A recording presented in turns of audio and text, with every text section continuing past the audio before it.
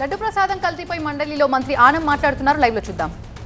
ఆ తర్వాత 2022 నుంచి 2024 వరకు ల్యాబ్ టెస్టే లేదు అధ్యక్ష. ఒక్క ట్యాంకర్ కూడా పరీక్షకు పంపలేదు అధ్యక్ష. మొత్తానికి మొత్తం 2.5 సంవత్సరాలు అదే మిశ్రమంతో వాళ్ళు చేయడం జరిగింది అధ్యక్ష. ప్రసాదాలన్నీ అధ్యక్ష తర్వాత కూటమి ప్రభుత్వం వచ్చాక ఈ తప్పు ఎక్కడో జరుగుతుందని తెలిసాక దానికి సిట్టు వేయాలని చెప్పి ఆలోచన చేస్తే సిట్టు విచారణ చేయకూడదని సుప్రీంకోర్టుకు పోయింది ఎవరు అధ్యక్ష? ఈ వైవి సుబ్బారెడ్డి గారు.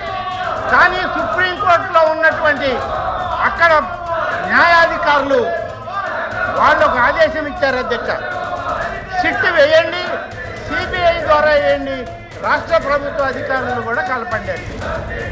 అదేవిధంగా సిబిఐ వచ్చింది అధ్యక్ష. సిబిఐ ఎంక్వైరీ చేస్తే తేలింది ఏంది అధ్యక్ష? ఇదిగో అధ్యక్ష తమ ముందు పెడుతున్నాను అధ్యక్ష. ఇప్పుడు ఇదిగో అధ్యక్ష సిఎఫ్టిఆర్ఐ నివేదిక, అలాగే ఎన్డీడీబీ కాఫ్ ఇచ్చినటువంటి నివేదికలు. ఇందులో అన్ని కల్తీ మిశ్రమాలు ఉన్నాయి. జంతువుల కొవ్వు కూడా ఇందులో కలిసిందని వాళ్ళు సర్టిఫికేట్లు ఇస్తే అది గౌరవనీయులైనటువంటి ముఖ్యమంత్రి గారు ఎన్డీఏ సమావేశంలో ప్రస్తావన చేస్తే వీళ్ళు తప్పు పెడతారు అధ్యక్ష. నివేదికలు తప్ప అధ్యక్ష, జాతీయ సంస్థలు నివేదికలు ఇచ్చాయి అధ్యక్ష. కాబట్టి ఇవాళ వీళ్ళు చేసినటువంటి ఈ తప్పులన్నింటినీ సరిచేసి సిబిఐ ఒక నివేదిక ఇచ్చింది. ఆ నివేదికని మేము మళ్ళీ స్పెషల్ ఇన్వెస్టిగేషన్ టీమ్ అని చెప్పి 1 man కమిషన్కి ఇస్తే అధ్యక్ష మళ్ళీ సుప్రీంకోర్టుకి వెళ్ళారు అధ్యక్ష.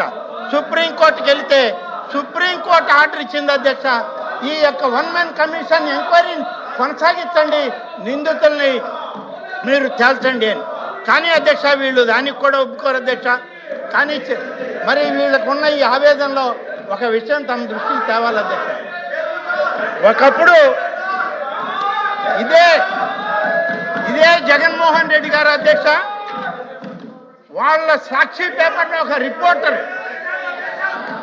క్రీస్తు విషయంలో ఒక తప్పు జరిగిందని ఆయన ప్రభువా క్షమించు అన్నాడు. ప్రభువా క్షమించు అనడమే కాదు అధ్యక్ష, క్రైస్తవ సోదరులకందరికీ క్షమాపణ కోరుకుంటున్నాను అన్నాడు అధ్యక్ష.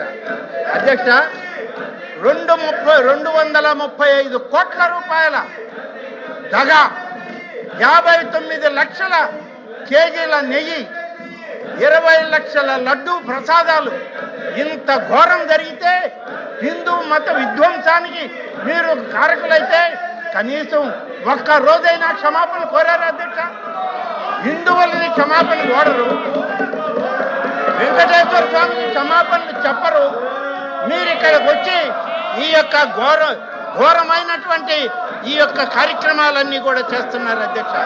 కాబట్టి అధ్యక్ష మహాపాపాలు చేశారు, మహాపరాధాలకు పాల్పడ్డారు, పవిత్రతకు భంగం కలిగించారు, భక్తుల విశ్వాసంతో ఆటలాడారు, పవిత్రమైన స్థలాన్ని అవమానించారు, చివరికి దైవ ద్రోహానికి పాల్పడ్డారు, చరిత్రలో క్షమించరాన్ని తప్పు చేశారు అధ్యక్ష.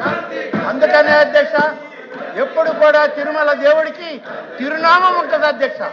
తిరునామంలోని ఆ దేవుడు వీళ్ళ తప్పులన్నింటినీ చూశాడు కాబట్టి, వీళ్ళు అపచారం చేశారు కాబట్టి, మహాపాపం చేశారని ఒకటి పక్కన ఒకటి పెట్టి 11కు పరిమితం చేశారు అధ్యక్ష. ఇది ఆ దేవుడు వీళ్ళ చేసిన శిక్ష. ఇంత శిక్ష వేసినా వీళ్ళకి ఇప్పటికీ విజ్ఞానం రాలేదు, విజ్ఞత రాలేదు. వీళ్ళు ఏం మాట్లాడతారు అధ్యక్ష?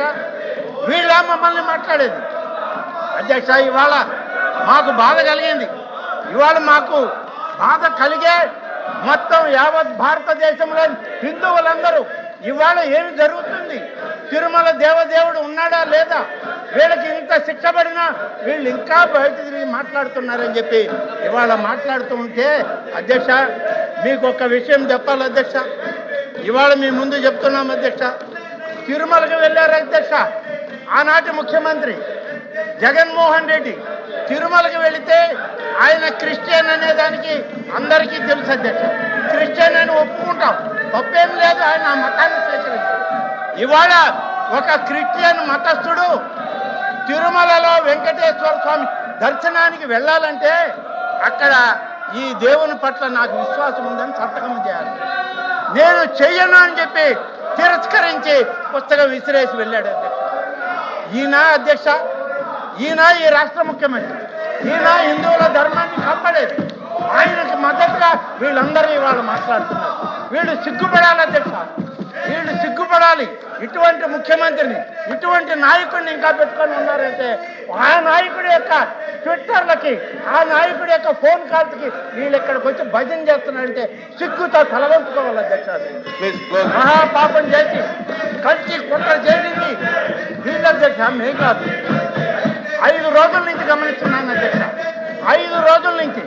ఈ 5 రోజుల కాలంలో ఎంతో మానసిక వేదనను అనుభవించాము అధ్యక్ష. మేము తప్పు చేయని దానికి వీళ్ళు మాట్లాడినటువంటి మాటలకి మేము బాధపడ్డాం, ఆవేదన చెందాం. మేమంతా కూడా ఏంటి ఆవేదన, ఏంటి ఈ యొక్క అవమానాలని చెప్పి ఆవేదన పడితే ఈరోజు వాస్తవాలు బయట పెడుతుంటే వీళ్ళు కనీసం వాస్తవాలు మాకు సభకి ప్రజలకి తెలియనికుండా అడ్డు తగులుతున్నారంటే సిగ్గుతో వీళ్ళు తలవంచుకోవాలి. ఈ సభలో ఉండడానికి అర్హులు కాదు అధ్యక్ష. వీళ్ళు కానీ వీళ్ళ నాయకులు జగన్మోహన్ రెడ్డి కానీ ఈ సభ్య సమాజానికి, హిందూ సమాజానికి క్షమాపణ చెప్పే తీరాలి అధ్యక్ష. Andhra Pradesh legislative council statistics for 49th session from 11/2/2025 to 6/3/2025. Number of days for which the council see that 15. Please. Number of hours which the council worked 28 hours. 28 hours. Number of short questions answered 115. Number of answers to SNQ answered 4. Number of answers of start questions placed on the table of the house on 6/3/2630.